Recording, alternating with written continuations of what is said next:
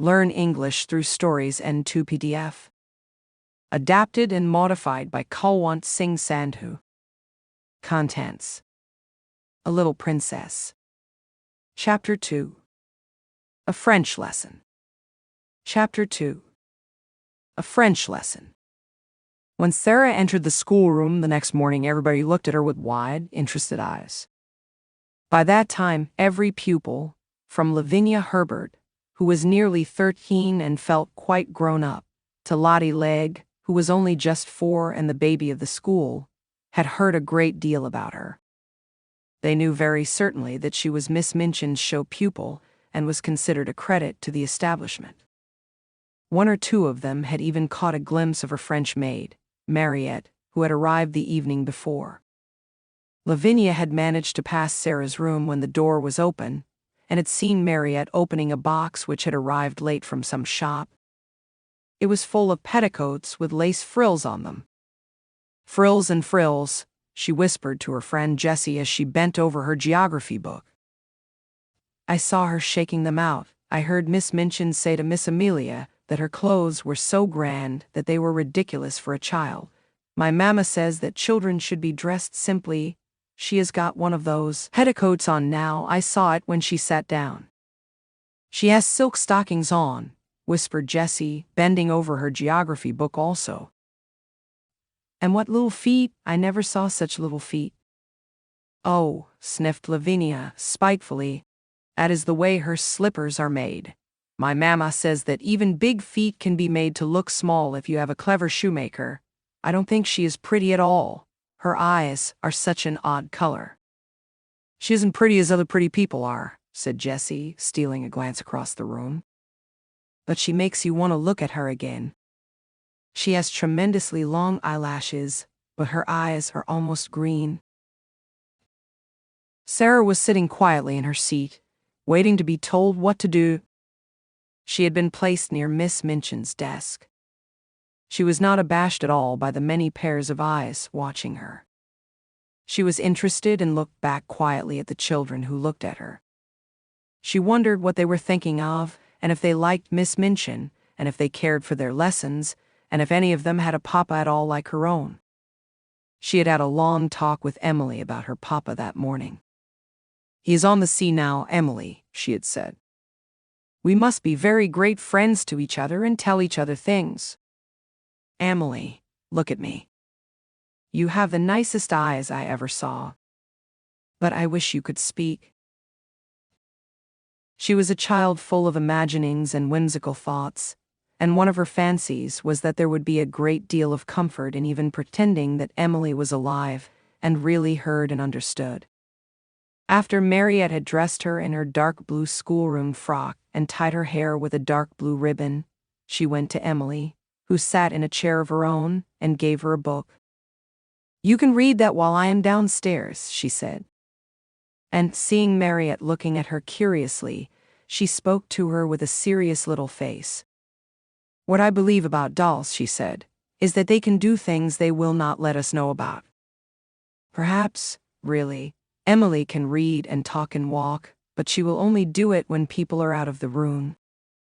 That is her secret. You see, if people knew that dolls could do things, they would make them work.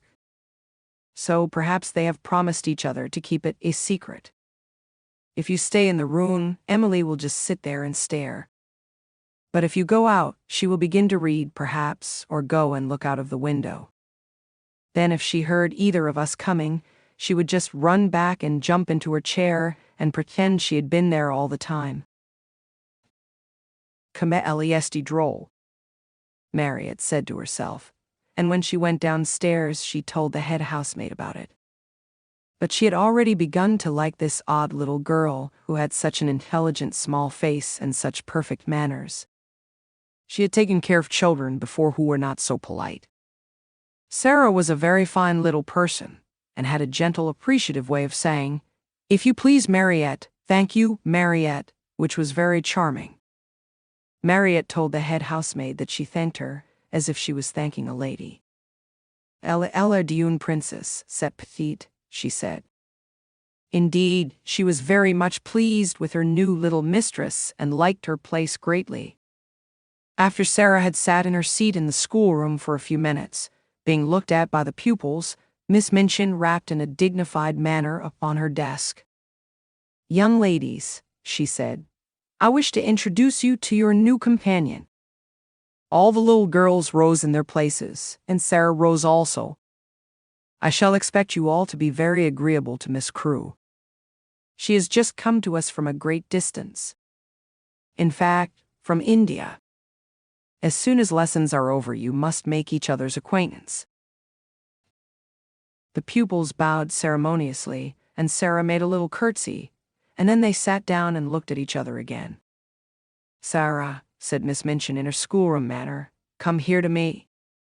She had taken a book from the desk and was turning over its leaves. Sarah went to her politely. "As your papa has engaged a French maid for you," she began, "I conclude that he wishes you to make a special study of the French language." Sarah felt a little awkward. "I think he engaged her," she said, "because he thought I would like her, Miss Minchin."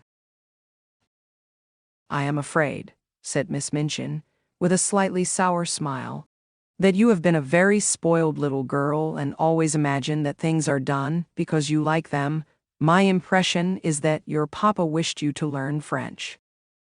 If Sarah had been older or less punctilious about being quite polite to people, she could have explained herself in a very few words. But, as it was, she felt a flush rising on her cheeks. Miss Minchin was a very severe and imposing person, and she seemed so absolutely sure that Sarah knew nothing whatever of French that she felt as if it would be almost rude to correct her. The truth was that Sarah could not remember the time when she had not seemed to know French. Her father had often spoken it to her when she had been a baby. Her mother had been a French woman, and Captain Crewe had loved her language, so it happened that Sarah had always heard and been familiar with it. I have never really learned French, but," she began, trying shyly to make herself clear. One of Miss Minchin's chief secret annoyances was that she did not speak French herself and was desirous of concealing the irritating fact. She therefore had no intention of discussing the matter and laying herself open to innocent questioning by a new little pupil. "That is enough," she said with polite tartness.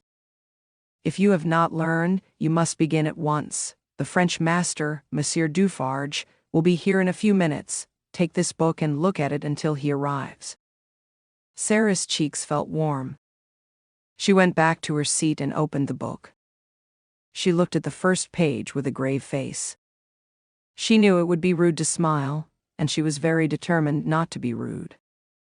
But it was very odd to find herself expected to study a page which told her that Le Père meant the father, and La Mère meant the mother. Miss Minchin glanced toward her scrutinizingly. "You look rather cross, Sarah," she said. "I am sorry you do not like the idea of learning French." "I'm very fond of it," answered Sarah, thinking she would try again. "But—" "You must not say but when you are told to do things," said Miss Minchin.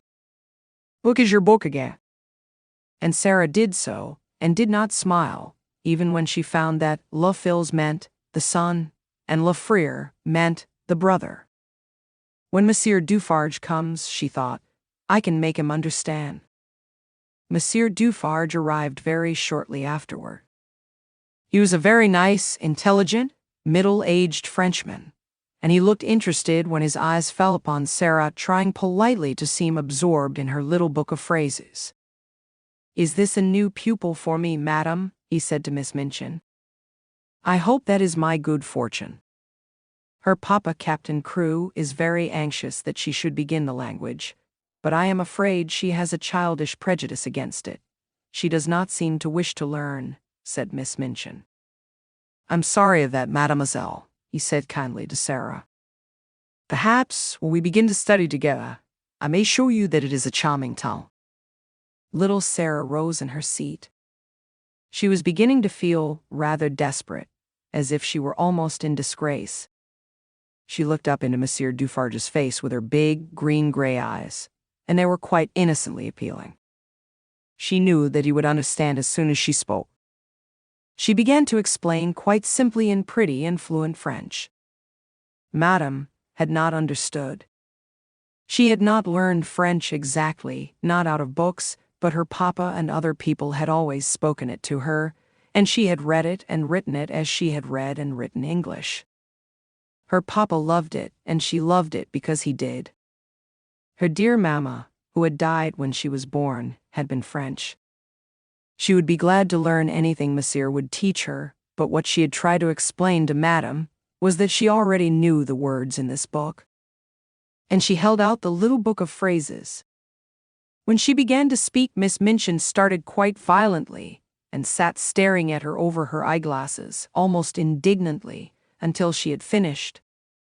Monsieur Dufarge began to smile, and his smile was one of great pleasure. To hear this pretty childish voice speaking his own language so simply and charmingly made him feel almost as if he were in his native land, which in dark, foggy days in London sometimes seemed worlds away. When she had finished, he took the phrase book from her, with a look almost affectionate. But he spoke to Miss Minchin. Madam, he said, there is not much I can teach her. She has not learned French. She is French.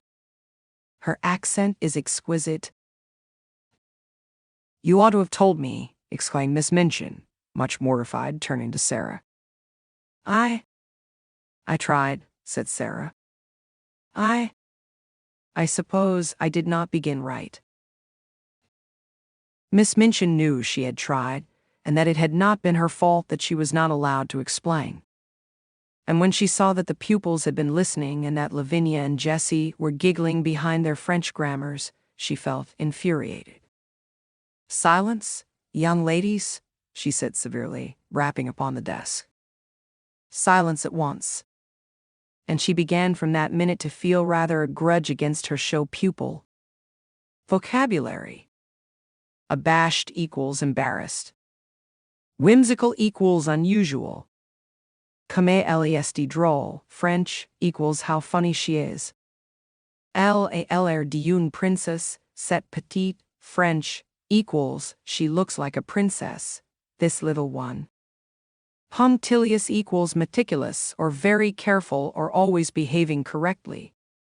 Tartness equals sharpness or bitterness.